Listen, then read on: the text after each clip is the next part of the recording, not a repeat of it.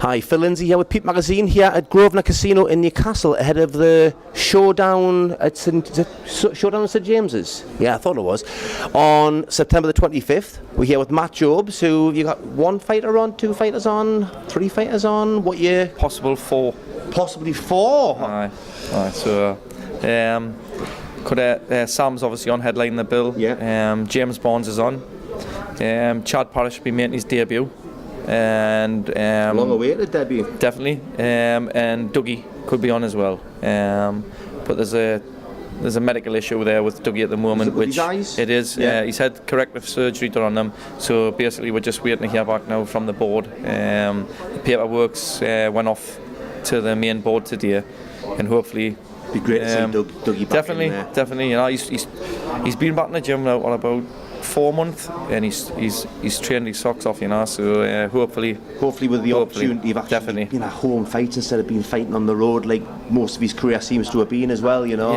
Yeah. I think Dougie's at an age now where he needs to think more about his career rather than taking them short fights at short notice.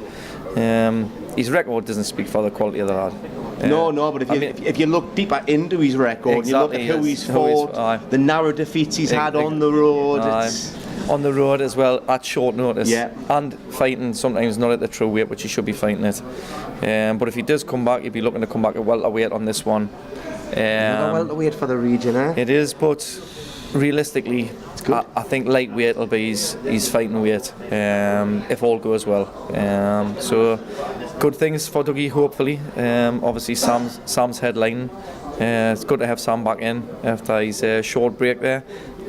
Obviously it's a lot harder. He earned it. Oh, it's a lot harder looking after a kid, believe me, than training.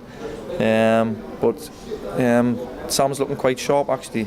He's one of them fighters that never loses too much sharpness, doesn't matter how long he's been out. Well, I think Sam's a learning fighter. He's switched on 100% of boxing. A lot of boxers are, but he's 100% boxing all the time. So even if he's having time off, he's thinking. That's right. Sometimes you can learn when you actually have a break or an injury.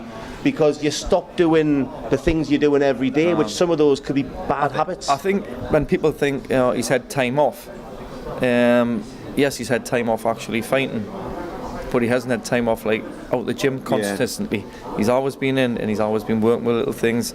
Never had a fight up, didn't plan any fights for him obviously early on with the pregnancy and things like that.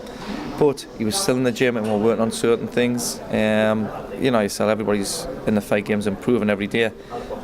So there's obviously things there which I've seen as his trainer that he needs to improve on, and we've been addressing them situations, and hopefully you'll see the benefits come the 25th. Any idea who Sam might be fighting? I think at the moment I'm sure we've got a lad called Dan Foster. I think that has been confirmed, but they didn't quote us on that one. But I think that's the lad that we've actually got for him. He's been in with a few light heavyweights and cruiserweights. He looks a strong lad. Really tough, durable kid, and I think that's what Sam needs at the minute. Yeah. It's not good gun in there and blowing out in one round. Well, all the things you're working on in the gym, well, if it happens, it happens. Boxing's boxing at the end of the day. No. But you don't set up looking forward. No, never. We always look to do the rounds, train them to do the rounds, train them to be consistent through a round. And hasten themselves. Exactly. Keep the composure there and things like that. Especially with a young fighter who's just starting out, you know, he's still young. They're eager and they want to impress, you know, and especially when they're at home and they've got the crowd behind them, and you know, so it's working on the key's learning those lessons without paying the price. It is, and now he's stepping up like 6 rounds. Hopefully the one after this, try and get him an 8 rounder as well, and then take him from there. Sam is one of them fighters. When you watch him in spawn, he'll get better as the spawn session goes on over the rounds, and he warms into it like an 8, 10, 12 round spawn session really well. There isn't any issues with Sam's engine. He's got a great engine. When he's in the gym, he's a proper trainer when he's got a fight on. And also I've got to say James Bonds, total transformation, unbelievable, not just physically, in the gym, at this moment in time in the gym, out of all the lads that are fighting on the show, I would say James just that little bit ahead of everybody at the minute.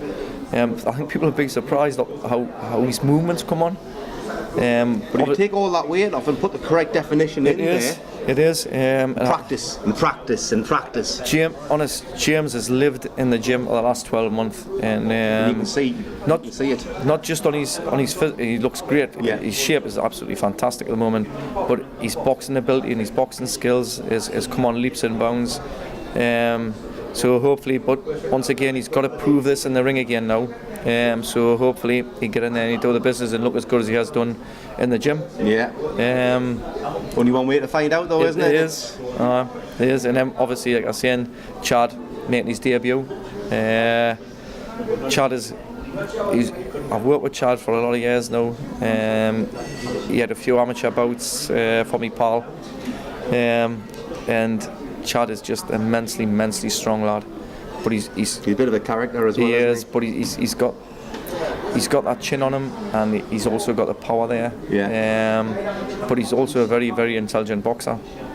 And obviously we had him lined up like over 12 months ago now to make his debut. Yeah. Unfortunately, he had some damage to his elbow, injured, so I had to pull him out of that. Yeah. But all issues have gone now with any injuries. So really looking forward to it. And once again, local lad, lives in Elsick, 2 minutes away from St James's Park. Sam, another local lad, Dougie, local, 5 minutes away from the ground and fighting in Newcastle city centre. It seemed to give the lads that little bit more of a buzz in the gym. Yeah.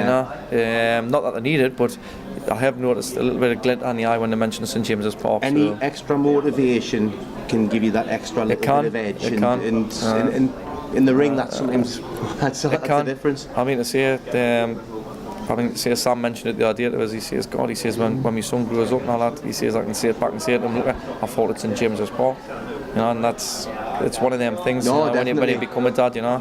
So hopefully all will go well, and we'll come out with all them win, you know. And obviously on the promotion itself, Pat Barrett coming in. Yep. Obviously, partly down to your connections with that one, but it's. I was in an interview with Steve Wraith before. It's a fit that works for everybody because obviously Pat's wanting to come up here. He's already had friends up here, connections up here. Yeah.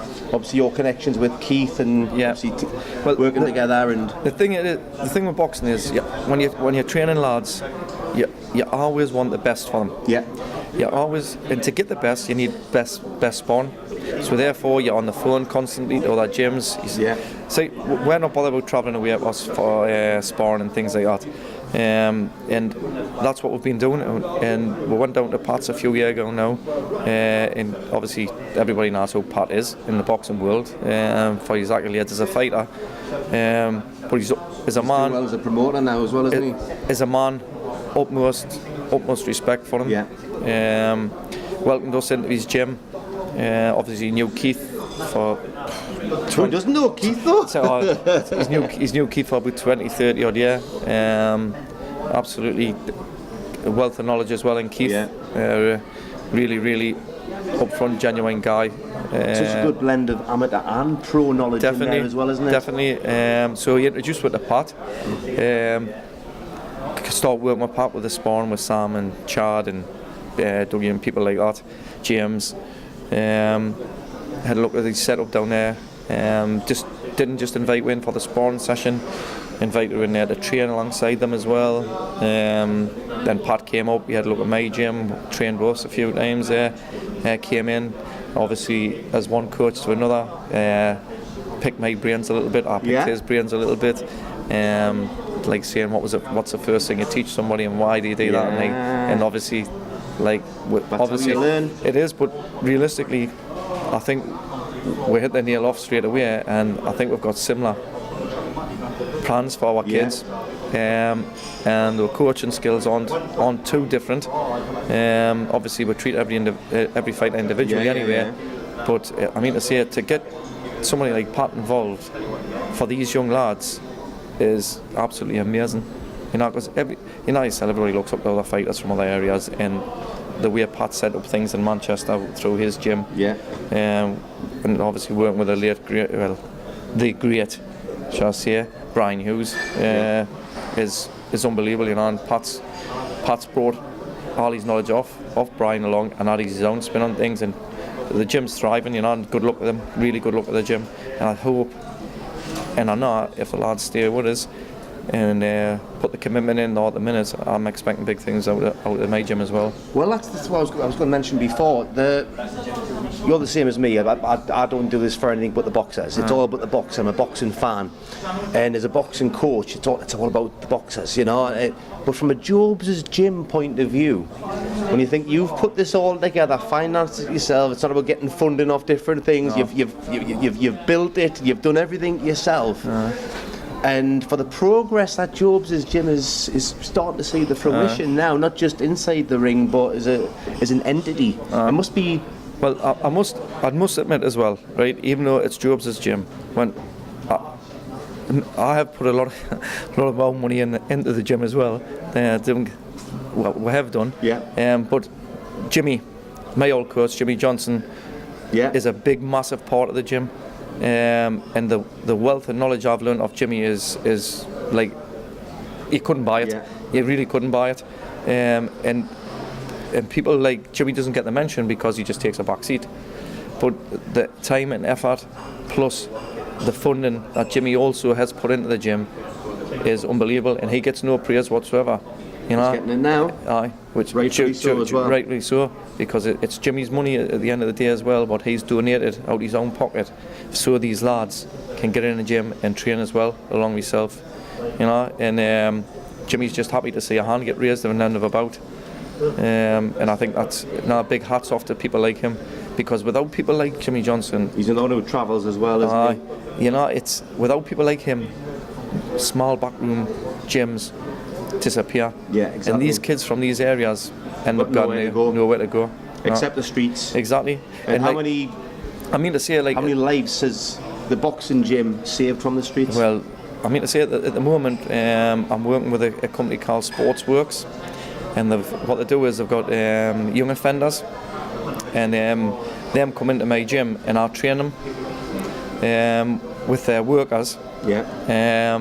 And it's all about re-educating these young kids as well. And a lot of them are interested in boxing, and a couple of them have always wanted to box, but they've never had that opportunity. They've never ever had that opportunity, because some gyms you walk into as an amateur or to train there, you know yourself, you've got to pay subs. These kids haven't got any money. Exactly.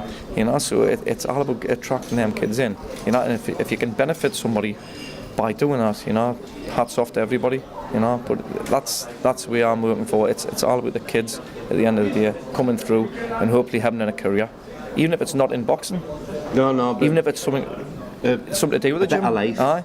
A better life. If you can have an impact on somebody else's life and improve it, you're a person of value. Exactly. And the more you can do that, the more value. It's not how much money you've got or what clothes you've got. It's how can you impact positively on other people. And I think what they do is the lads who are coming in, who are struggling in these backgrounds, say the likes of Sam, the likes of Chad, the likes of James, who are now married, kids, got their own houses, you know what I mean, got the jobs, turn things round. But they're still from the same areas. Yeah. You know, so the opportunities that these lads found out about when they were young are starting to reap now. So it's all about putting it on to the next generation.